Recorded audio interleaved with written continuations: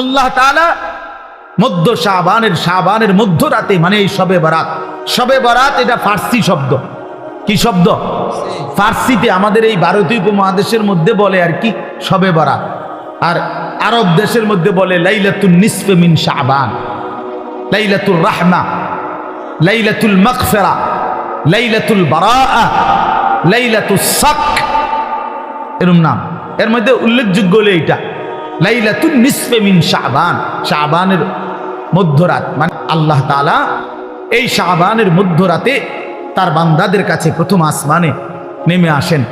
ফায়াগফিরু লিজামিআ খালকিহি, প্রতিটা কান্নাওয়ালা, রোনেওয়ালা, তওবাকারী, ইস্তিগফারকারী, যে যেখানে কাঁদতেছে, ডাকতেছে আল্লাহকে, তওবা করতেছে, ইস্তিগফার করতেছে, আল্লাহ তাদেরকে মাফ করতে থাকেন।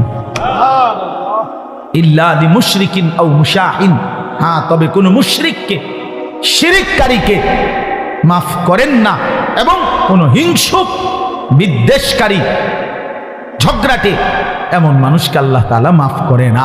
আরো আছে অন্যান্য হাদিস।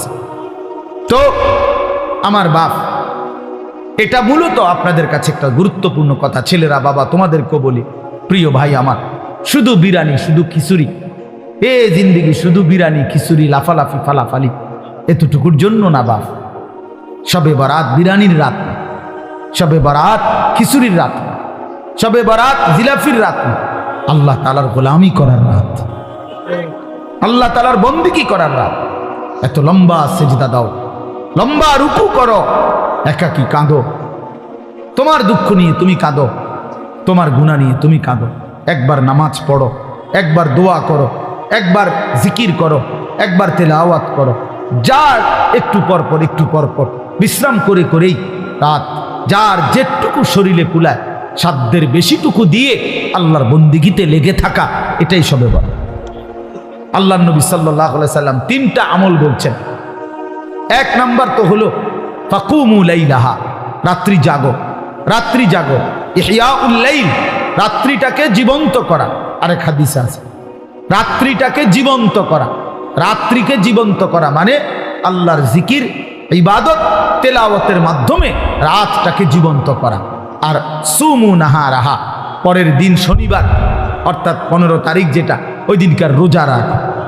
তাহলে মৌলিক আমল হলো মুতলাক, অর্থাৎ রাত্রিবেলা আল্লাহর ইবাদত করে রাত্রিটাকে জীবন্ত করো, রাত্রিটাকে জাগিয়ে তোলো, অন্ধকারকে ভেদ করে আল্লাহকে ডাকো।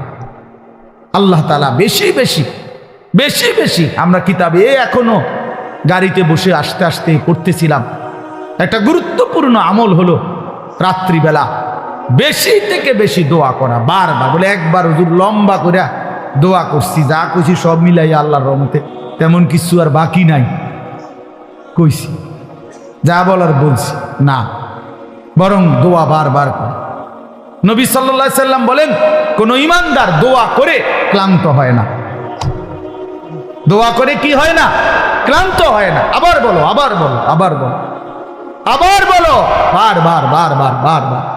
আল্লাহ আমারে মাফ করে দেন, আমারে মাফ করে দেন, আমারে মাফ। প্রয়োজনে লক্ষবার বলেন, যেন মালিকের আরশে ধাক্কা লাগে। আল্লাহ যেন মায়া করে বলে, দেখো আমার বান্দা কি পরিমাণ চোখের পানি ফেলতেছে, বারবার বলতেছে, যা বান্দা মাফি করে দিন।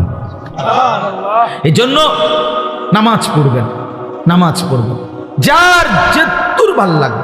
কয় রাকাত? আমনে শল্লি কুলে যত রাকাত, প্রতি 2 রাকাত করে করে আপনি পড়তে থাকেন, আপনি পড়তে থাকেন।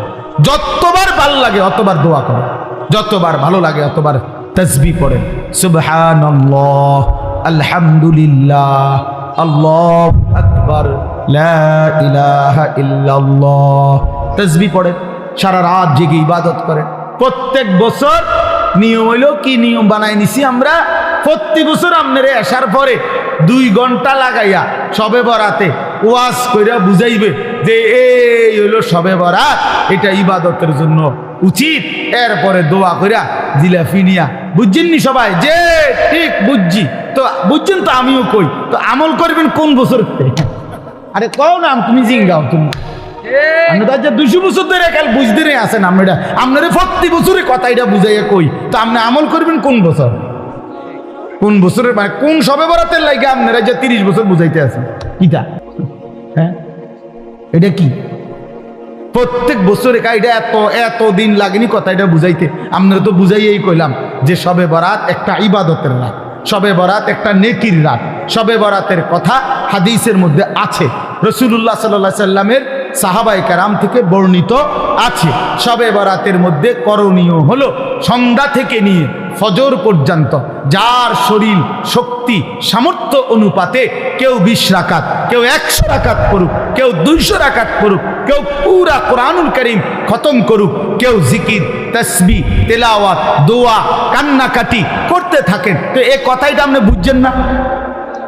আপনারা বলেন না, বুঝছেন কি না বলেন না? তো এইটা আর কত বছর বুঝাইতাম আমরা? না বুঝার কি আছে? না বুঝার কি আছে? এটা তো আপনি বুঝছেনই, তো এখন আপনি পালন করেন, এবছর পালন করেন। আপনি ইবাদত করে আপনি সাজান।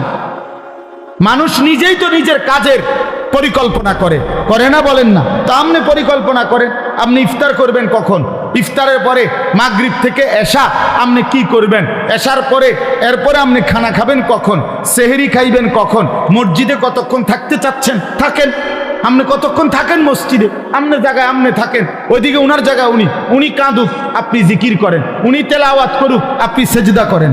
কথা বোঝেন নাই আমার? করেন, আপনার যার যেটা ভাল লাগে করেন। ফজর পর্যন্ত মন চাইলে একটু বিশ্রাম করেন, আবার উঠেন, আবার জাগেন, আবার আল্লাহকে ডাকেন। অসুবিধা কোথায়? কথা বলেন না, অসুবিধা কোথায়? আফসোসের বিষয় আমরা বুঝছি কি এটা একটা অনুষ্ঠান, এটা একটা উৎসব, এটা উৎসব। 12 ডেক খিচুড়ি, 12 ডেক, এরপরে সবগুলো দেওয়ার এরপরেও কমপক্ষে আরো 100 লোক দাঁড়ায় রয়েছে, এরা বিরিয়ানি ফেছেন। আমি ওই দিন বেটা এই বুড়িচং এক জায়গায় 40 মিনিট দেখলাম বিরিয়ানি দিল, আমি বসে রইলাম মিয়া, মুনাজাত করি নাই, এতগুলো মানুষের দিল বিরিয়ানি। ওমা এরপরে মুনাজাতের পরে দেখি না হতো আরো 200-400 মানুষ দাঁড়ায় দিছে। তো এগুলো কি জিন না ভূত? এরা এলো কোথেকে?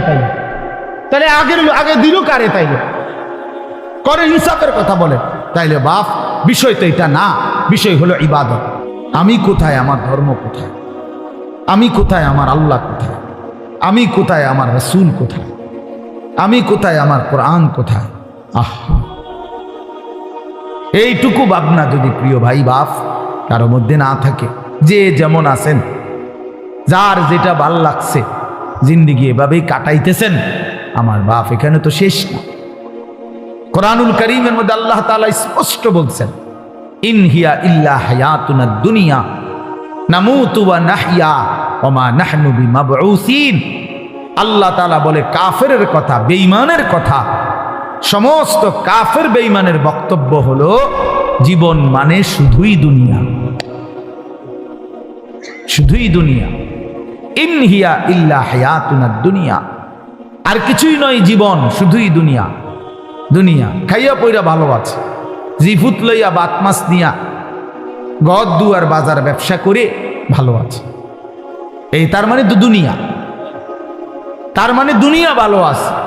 তো আল্লাহ তাআলা কসম কোরআন শরীফে এটা বলছে, এটা তো কাফেরের কথা, এ তো মুশরিকের কথা, বেঈমানের কথা, এ তো মূর্তি পূজকের কথা হইতে পারে, মুমিনের কথা হইতে পারে। মুমিনের এটা কোনো বিষয়ই না, ইমানদারের এটা কোনো বিষয় না। খাইয়া পয়রা ভালো আছেন না দুঃখে আছেন এটা কোনো বিষয়। খাইয়া পয়রা ভালো আছেন তো নবী সাল্লাল্লাহু আলাইহি ওয়াসাল্লাম যে ক্ষুধার্ত ছিলেন, কথা বলেন না, নবীজি পেটে পাথর বাঁধছিলেন কিনা ক্ষুধার কথা, তো তাহলে তখন তিনি ভালো ছিলেন না? কথার জবাব দেন না কেন? তো নবী সাল্লাল্লাহু আলাইহি সাল্লামের দেহ মোবারক থেকে যখন রক্ত ঝরছে তখন তিনি ভালো ছিলেন না? আমরা যে বললাম খাইয়া পড়ে ভালো আছি, খাইলে দাইলে ভালো থাকে, তিনি তো খান নাই। নবী সাল্লাল্লাহু আলাইহি সাল্লামের স্ত্রী আম্মা জান আয়েশা রাদিয়াল্লাহু তাআলা আনহা স্পষ্ট হাদিসের মধ্যে বলছেন, রাআইনা হিলালান সুম্মা হিলালান সুম্মা হিলালান মা আওকাদাত ফি আবিয়াতি রাসূলিল্লাহ নারুন। তিনি বলেন আমরা এক চাঁদ দেখলাম, ওইটা ডুবলো, আরেক চাঁদ উঠলো, ওইটাও ডুবলো, আরেক চাঁদ উঠলো, এভাবে 3 চাঁদ মানে 3 মাস আমাদের ঘরে অতিবাহিত হলো। আমরা 9 জন নবীজির স্ত্রী ছিলাম। কারো ঘরে, হযরত আয়েশা বলেন, এই 3 মাসে চুলায় আগুন জ্বলে নাই। মা আওকাদাত ফি আবিয়াতে রাসূলিল্লাহি নারুন, কোনো আগুন জ্বলে নাই। তাইলে প্রিয় বন্ধু, 3 মাস যার ঘরের চুলায় আগুন জ্বলে নাই, রাসূলুল্লাহ সাল্লাল্লাহু আলাইহি ওয়াসাল্লাম এবং তার স্ত্রীদেরকে নিয়ে তিনি, হাদিসে স্পষ্ট আছে, আম্মা জান আয়েশা বলছে, জিন্দেগি তাইলে কেমনে কাটাইছি, আত-তামারু ওয়াল মা, খেজুর এবং পানি পান করে, এটুকু দিয়েই 3 মাস, সকাল দুপুর বিকেল সন্ধ্যা, প্রতিদিন প্রতি রাত একই খাবার, শুধু খেজুর শুধু পানি। তো এটুকু দিয়ে তাইলে রাসূলুল্লাহ সাল্লাল্লাহু আলাইহি ওয়াসাল্লাম ভালো ছিলেন না? সাহাবায়ে কেরাম ভালো ছিলেন না? নবীজির বিবিরা ভালো ছিলেন না? তো আপনি কেমনে হিসাব মিলাইলেন? আপনি মুসলমান কেমনে হিসাব মিলাইলেন? ফুদ বিদেশ পাঠাইয়া, মেয়ে বিয়ে দিয়া, বাড়িতে গদ্দুয়ার কইরা, এখন ভাত মাছ চাল ডাল খাইয়া আপনি ভালো আছেন? এতটুকুতেই ভালো থাকা এক মুসলমানের হিসাব? এটুকু না বাবা, মুসলমান এটাকে হিসাব বলে না। খোদার কসম, এটা মুসলমানের কোনো হিসাব, এটা বলার কিছুই না। এগুলো সহজ বিষয়, ভাত মাছ কোনো আমনের বেড়াগিরি কিচ্ছু নাই। এ তো আল্লাহ তাআলা বলছে, বান্দা আমি জমিনে যাকে সৃষ্টি করেছি তার জন্যই আমি নির্ধারিত রিজিক বরাদ্দ করে রেখেছি। এ তো আমি কুত্তারও রিজিক দেই, এটা একটা শিক্ষার ধরনের কি আছে? এ তো সাপ বিচ্ছু শুকর জন্তু জানোয়ার কীট পতঙ্গ, আফ্রিকার জঙ্গলের প্রাণী, আটলান্টিক মহাসাগরের তলদেশের প্রাণী, হিমালয় পর্বতের চূড়ার প্রাণী, সকলকে আমি রিজিক দিচ্ছি।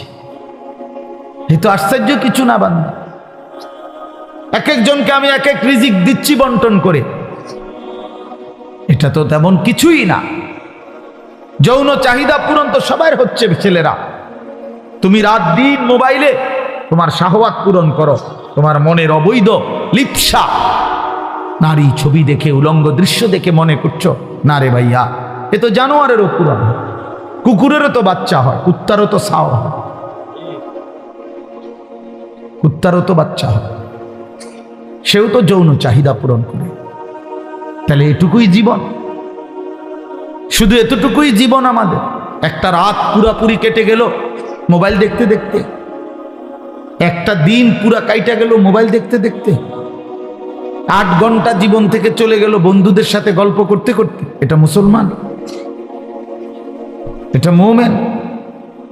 তোমার কোনো মা নাই, তোমার কোনো বাপ নাই, তোমার কোনো আখিরাত নাই, কেউ তোমারে বানায় নাই, তোমাকে কোথাও ফিরতে হবে না, হাসরের ময়দানে দাঁড়াইতে হবে না। আলা ইয়াযুন্নু উলাইকা আন্নাহুম মাবউসুন, আল্লাহ কোরআনে বলছে, হে নাফরমান, তোমরা কি ভাবতেছো না যে তোমরা হাসরের ময়দানে দাঁড়াইতে হবে? কোরআন শরীফের আয়াত। আলা ইয়াযুন্নু, আরে কি হলো বান্দা, কতক্ষণ হলো, কতদিন হলো নামাজ পড়ো না? কতদিন হলো, কতদিন হলো নামাজ পড়ো না? আল্লাহ তাআলা জানতে চাইছে, আলা ইয়াযুন্নু উলাইকা আন্নাহুম মাবউসুন, আমার বান্দা কি হলো তোমার? তুমি কি হাসরের ময়দানে উঠবা না? কেমনে দাঁড়াইবা তখন? ফাকাইফা তাত্তাকুনা ইন কাফারতুম ইয়াওমান ইয়াজআলুল বিলদানা শিবা, আল্লাহ বলে, বান্দা এই যে দিন রাত আমার নাফরমানি করছো, সেদিন হাসরের ময়দানে তুমি কেমনে বাঁচবা?